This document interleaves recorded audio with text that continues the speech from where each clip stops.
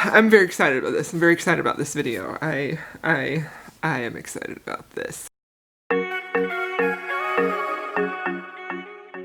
We're gonna read the Bridgerton series for the first time.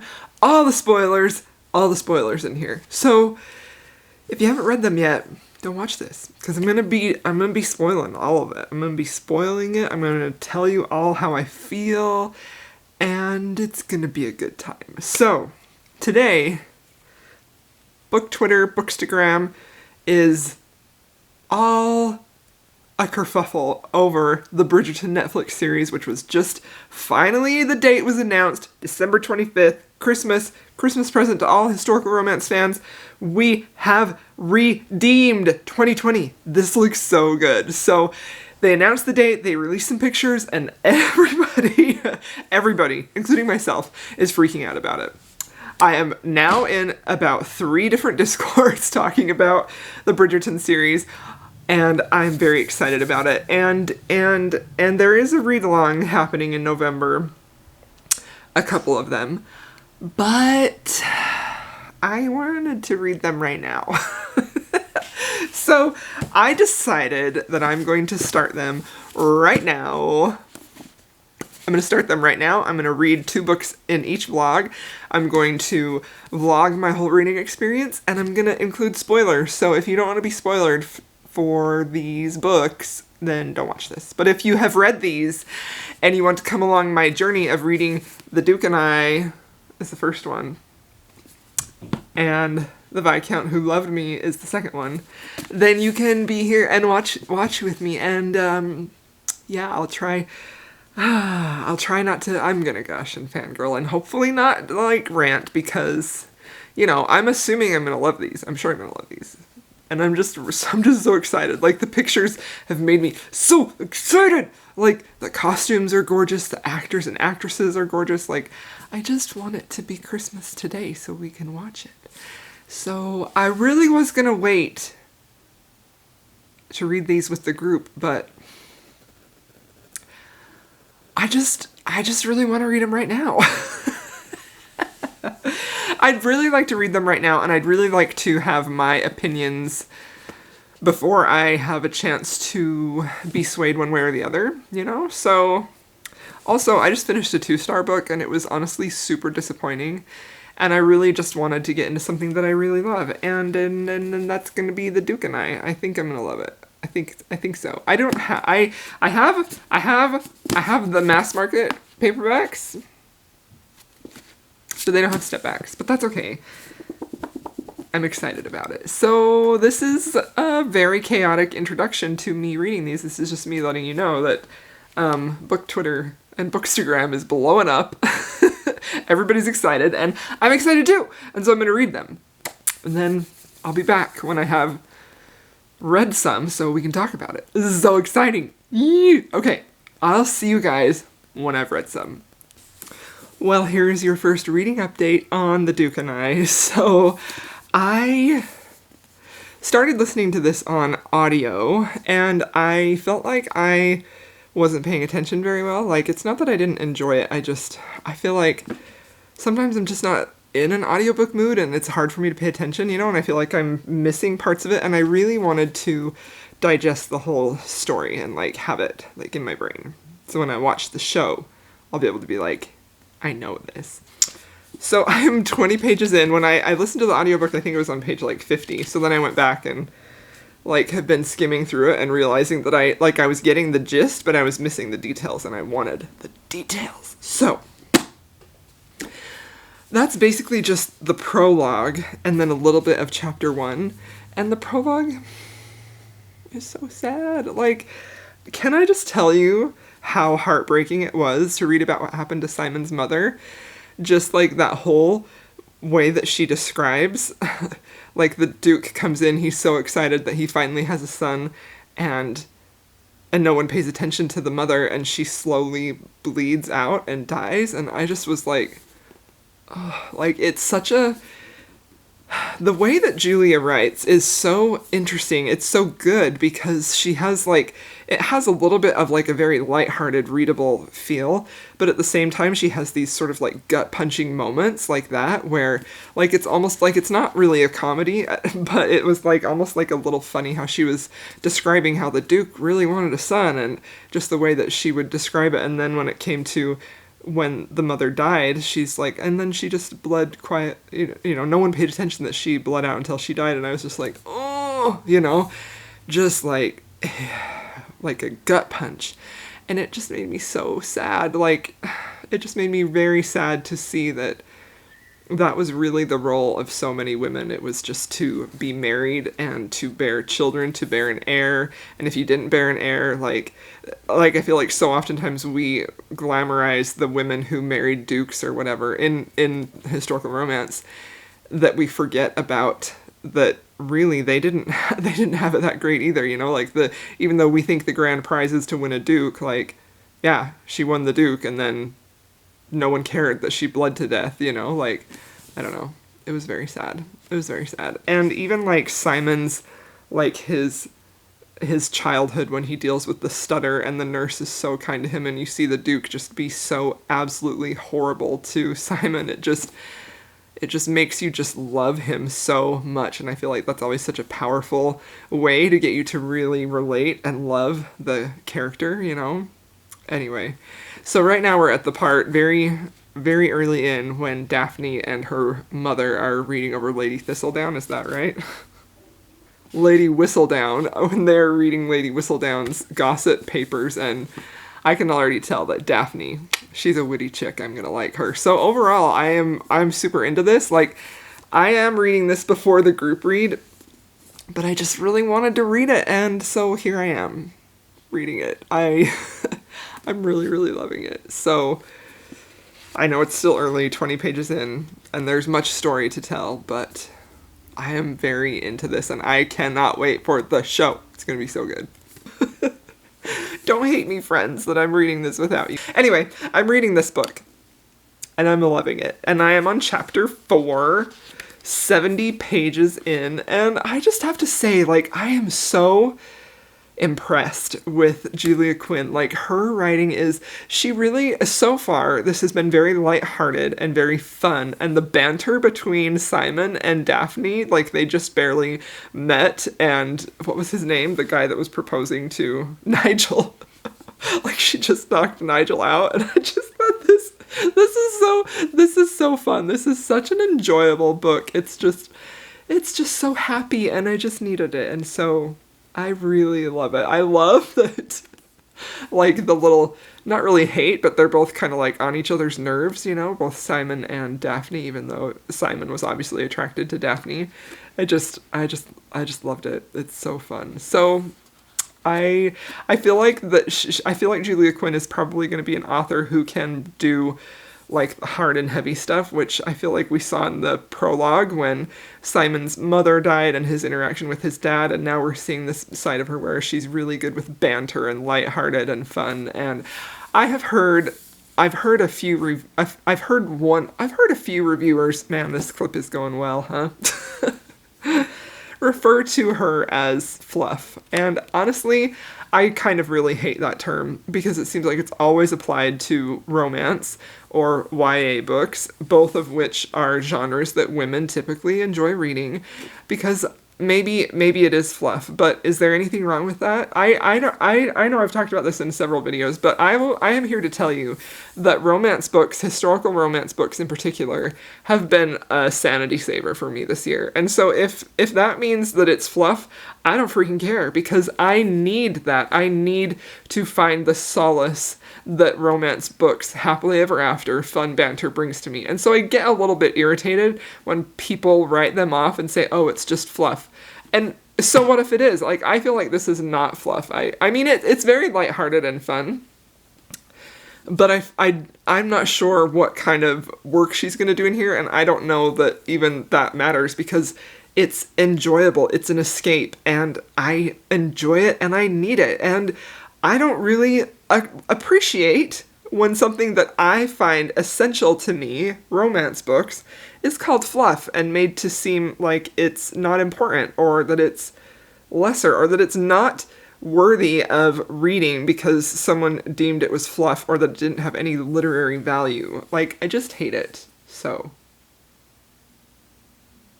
I'm enjoying this. It's very good. I can't wait to keep reading more. Okay, I'll see you soon. Well, y'all, we have reached the point where Daphne has been ruined and they were caught by her brother.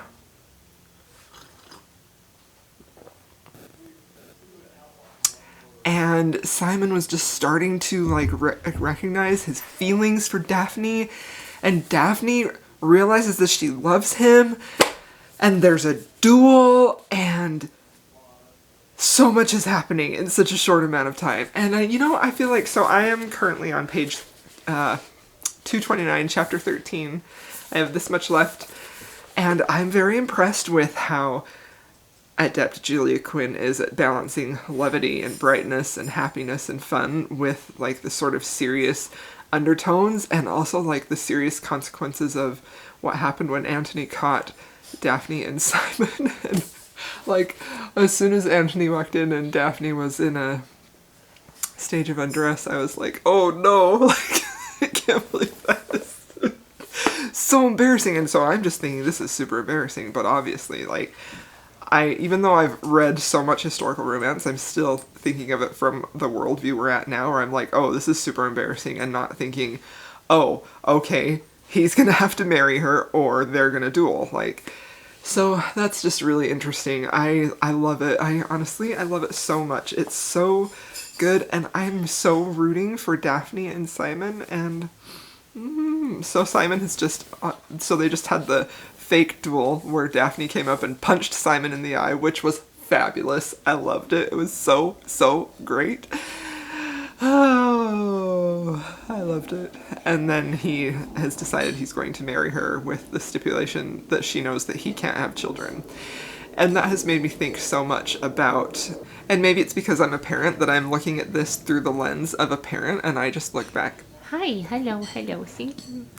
And I just look back on his childhood and how much his grade A dickwad of a dad was to him, and how much that damaged Simon for his entire life, how it's affecting the relationships that he's having. And I feel like that is a really powerful part of the story, and it's just makes me really, just makes my heart hurt and makes me think and reflect about my experiences with my children. Obviously, I'm not a grade A dickwad like that, but I always worry, like, with my kids, I'm like, I really hope this doesn't come back to haunt you for me being not a great mother at times, you know? Like, I mean, obviously I try my best, like all parents do, but I don't know, it just hits home in a different way to see the actual effects in this story of Simon's dad, what he did to him. And honestly, like, what did he do? He didn't physically beat him, but the emotional ramifications of how he treated Simon at that young age, when Simon was struggling with his stutter, and when he was, you know, just wanted to be, and his neglect, his father's neglect, you know, just, I don't know, that just makes my heart hurt, and I want Simon to be happy so much, and I just, he's a precious little baby, and he needs to be protected, and Daphne is the woman for him, and I adore Daphne. Hi. But yeah, this is so enjoyable. So I'm not sure if this vlog will cover one of the books. I think this is probably just going to be the Duke and I vlog. I was going to do the first two, but I have talked so much about this that I don't want this vlog to be forever long, so it's just going to be the first book. So anyway, we're at a good point where they are agreeing to marry, and I am really hoping that they get their happily ever after, although obviously we have this much book left, so I am afraid that mishaps are in store for my beloveds, but I'm really liking it so far. So anyway, I will check in with you later. So I just got to the part where Violet is where Violet is having the talk with Daphne, the night before your wedding talk, and that was so funny. Oh my gosh. Like, oh, that was hilarious how she was so innocent. She was just like waiting for the juicy details from her mom, and her mom was like trying so hard to avoid getting into specifics. Oh, that was a good scene. That was very fun. I liked that a lot. Okay, guys, let's have a talk. Get your drinks, because this is going to be a long clip, probably, because I have a lot of feelings, and I have a lot of things to say. We have just come to the infamous scene, which I have been told about, which I know about, and I was honestly prepared to go into that scene and just be really completely disgusted, and I have to be totally honest with you in that, first of all, I never ever, consent is important. If both parties, if man or woman says no, you stop. That's what you do in real life, right? This instance, I've heard it called rape. I would definitely disagree with that. I'm open to discussion about that. If you disagree with me, you're welcome to talk with me about that, and let's have a conversation. I'm not saying I'm set in my ways, but upon reading this, my initial feeling is, this is not a rape scene. I feel like I actually had to read it several times to try and see if let me start out by saying, if I had not been warned about this scene, if I had not been told that it was a rape scene, and in the people that I've heard a few YouTubers talk about this, and they're very disgusted by this scene. And so I was coming into this really prepared to just honestly be disgusted myself, and that's really not how I see it. I feel like, and maybe this is because I'm older, like I see this scene with a lot of sympathy for both parties. I see a lot of miscommunication, and I see a lot of hurt feelings, and I see, I'll tell you the part that bothered me the most about this scene is when that moment when Simon realizes what's happening, and he looks at Daphne with pleading in his eyes. Let me find it, because that, oh man. When he looks up at her, when he realizes, it says he pins her with his eyes, with a strange, pleading sort of look.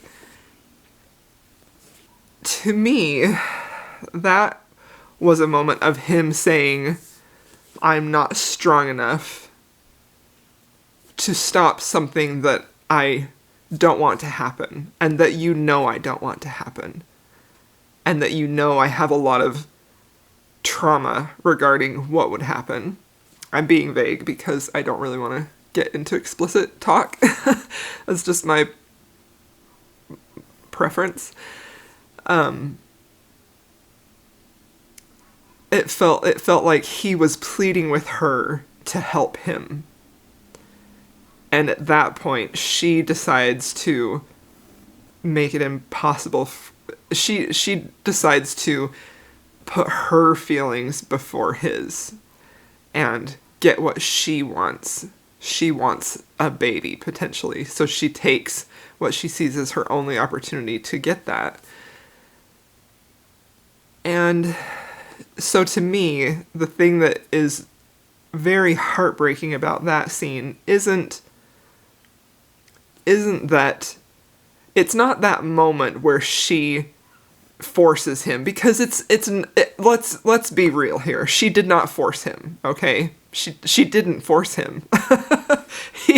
He was very willing, right? And in that moment, when he realized that there was no way he could abandon ship, as it were, he looked to her for help and pleading,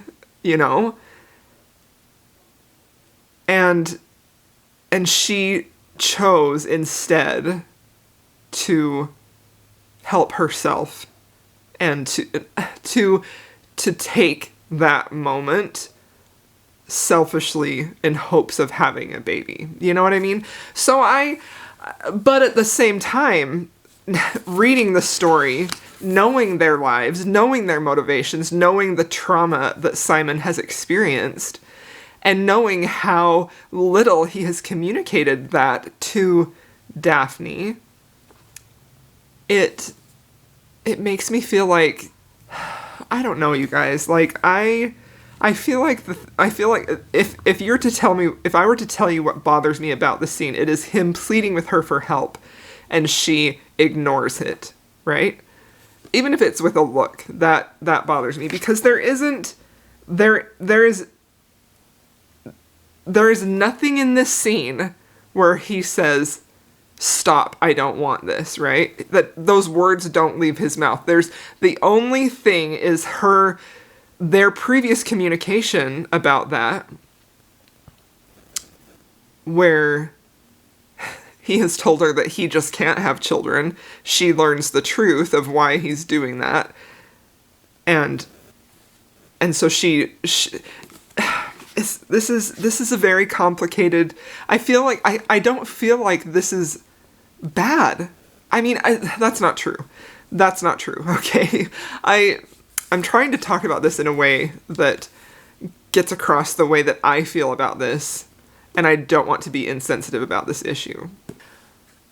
But from my point of view, as someone who has been married and has been in a long-term relationship, a very loyal, committed, loving long-term relationship for 20 years, I see this just as a heartbreaking moment of him pleading with her to help him. And that's what marriage is about, right? That's helping each other. When one of you is weak, the other one is strong, and you build that person up. That's how I see it, right? That's how I see a relationship working. And I know that they're new in their relationship, and it's just, so I guess I feel like that was the heartbreaking moment of that for me, was seeing how she chose not to take his feelings and his wishes into consideration and took what she wanted, you know? So and obviously this has implications down the road, because I just finished chapter 19, where she has sent Simon a letter saying that she is pregnant. And so I just feel very sad. I feel very sad, but I also feel like they're so young, you know? They are so, and I'm not saying youth is an excuse to do stupid crap, right? But if we're all honest, we do stupid crap when we're young, right? And hopefully as we age and go through life and learn lessons about how to respect other people and how to show them love and concern, we grow and we do better at stuff like that, right? But I disagree that is a rape scene. I just disagree. It's definitely, there are so many levels of issue. There are so many levels of hurt and pain in that scene, but I disagree that it's a rape scene. It's not, you know, like, I don't know. So here's my other point that I had to make, you know, like right before I got to this chapter, I was going to come and talk to you guys about how cute that Simon and Daphne were, and how much I loved how possessive he was about her, that he wanted to be the only man to ever touch her. And I just loved their relationship, and it was so cute and so fun and so beautiful. And then when she finds out the truth about what happened with him and his dad and why he really can't have children, you can see her kind of just get a little heartbroken. And it's really just, I take issue with people who say this is fluff. I take a big issue with that, because this is dealing with some very complex, what could be real life situations for couples. This is not, I mean, obviously the circumstances are different. We don't have dukes. We don't have dukes. We don't have the whole concept of producing an heir. You know, we don't have people who get ruined for making out somewhere they shouldn't have been making out and getting caught, right? But the issues of the relationship, the issues that they struggle with, the trust, the communication, the empathy, those are real issues. Those are real issues that I feel like when you read a book like this, like, I'm gonna cry, y'all. Like, I'm a crier. Like, I don't know. I'm that time of the month, maybe. When you read a book that has real issues and real feelings that makes you feel empathy for the character in that situation, how is that fluff? How is that fluff? Because that is building up your empathy for other people in this world. So, I feel like this is a fantastic book, you guys. I do. I've said I'm always going to be honest. And I love this book. I'm really sad about that scene. But I can also understand. I can see their point of view. I can see each of their points of view. And I can be really frustrated that they didn't communicate about this better. But I can also understand that they're freaking children, practically. And I don't know, this book is great. I really like it. I love the depth that Julia Quinn has to write moments of levity and laughter and fun. And also write some very heartfelt connection of that first love, that feeling love for the person you're going to be with forever, or, you know, for the rest of your life. And I also really love how she's able to create heartbreak and stir in you the feeling of empathy, because that's what I get out of this book.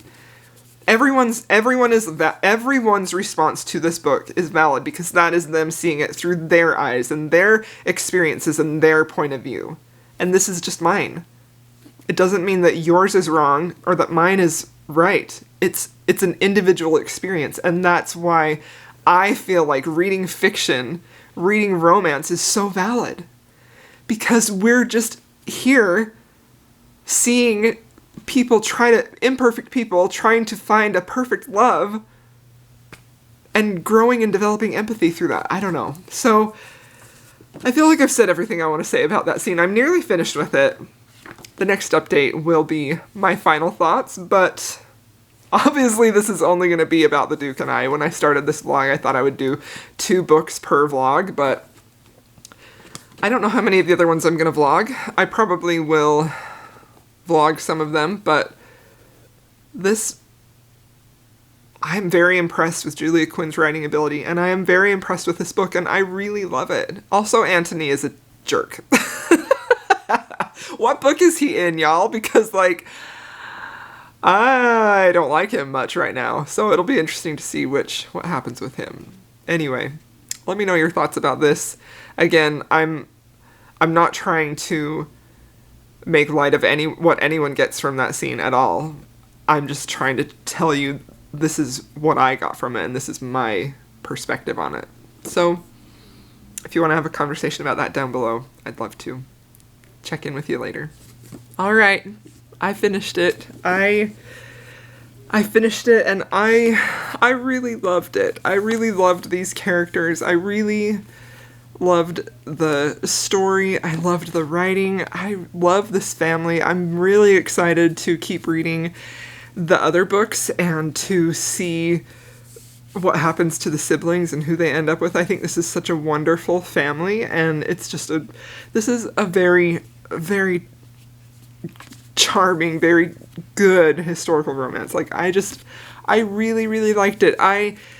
So when Simon comes back to Daphne, we find out she's actually not pregnant. She thought she was. False alarm. Her period was just late. And she's so devastated by it. And there is a moment, that whole moment, when they kind of finally talk things through a little bit, and they forgive each other. I really, really loved that too. And then there was that moment when she asks Simon when they come together again, are you sure you want to do this? And I loved that too, you know? And I feel like that is, so I kind of do have a problem when people just write this off as a 1 star, right? I mean, you know, I don't have a problem with people who do that. Everyone is free to their own opinion, right? But I feel like readers are missing out on learning empathy and learning about relationships, even if it's fictional, if we write off things that we think or that we see or that we label or that we feel are problematic. Because while I feel like there was an issue with this couple, right? That situation, the scene, should not have happened like that because they didn't communicate. But you can see, as you read it, why it did happen that way. You know, you can see why they struggled to communicate with that, because honestly, they barely knew each other. They barely knew each other. They liked each other. They had feelings for each other. Daphne's in love with him, and I believe Simon's in love with her. But they're still not at that level where, or at least Simon wasn't at that level where he trusts Daphne, or he's even emotionally ready to open up about why he doesn't want children. And it's the effects of that, what happens, and the effects of him losing her, you know, when he leaves and everything, that he comes to realize that he wants Daphne in his life. And so I'm not justifying anything, right? I stand by my decision that I don't feel like that is a rape at all. I don't. Like I said, everyone's entitled to their own opinion. We can have a discussion about it if you want, but I don't see it that way. I've explained a lot about how I see it, but I feel like if we write off books that appear to have problematic elements in relationships, like I don't understand that, because the world, people don't behave perfectly all the time, right? I mean, and if we don't give people room to grow and change and see how they were wrong and try to do better, like that's what relationships are. That is what a long-term relationship is. It's not a perfect relationship. It's a series of making mistakes and potentially hurting each other, but loving each other through that and working on that and forgiving each other, right? And I feel like that is something that this did really, really well. It showed that process in action in a dramatic way, sure, yeah, in a way that could, I mean, it hurt me reading that scene. The scene, it hurt me to see Daphne disregard Simon's feelings and his silent plead for help. It hurt, right? And yeah, right after she's like, I don't feel bad about that. But you do see her later on grow and realize that wasn't good, that was wrong, that she treated him poorly, right? And you can see him grow and see her point of view. And that's how you make a relationship work. That's how you make a relationship work. That's what I really like about this book. It's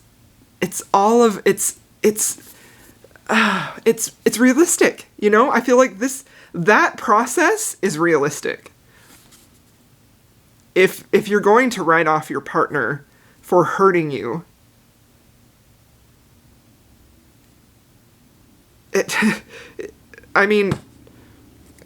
you're not going to have a perfect partner who doesn't make mistakes and who doesn't make selfish decisions, you know? Because that's how people are. It's what they do when they realize they've done that and how they grow and do better, right? Okay. I feel like I have really talked about this a lot, but I have some really strong feelings about that. Personally, I don't agree with that. I feel like this is a wonderful book. I really loved it, and I would have some hesitations recommending this to a first-time historical romance reader, because I can see how, you know, that would be distasteful. It's not a fun scene, you know? It hurts to read it. But it was still so good. I really liked it. I give this a 4 out of 5 stars. I really enjoyed it. I thought it was great. I liked it a lot. It's not without its flaws like all books, but I feel like it's a really worthwhile read, and I enjoyed it, and I really liked getting to know their family, and I'm excited to carry on with the series. So this makes me very excited to see the Netflix show. I wonder how they're going to adapt some of this to the screen. That's going to be very interesting. So I really liked it. So I hope that you enjoyed this reading vlog and my a lot of my reactions. And yeah, let me know what your thoughts are about this. Obviously, if you're watching this, you've read it. Let's have a conversation. Let me know your opinions on what I've had to say and how you maybe agree or disagree. Let's talk about it. Thanks so much for watching. I'll see you in my next video.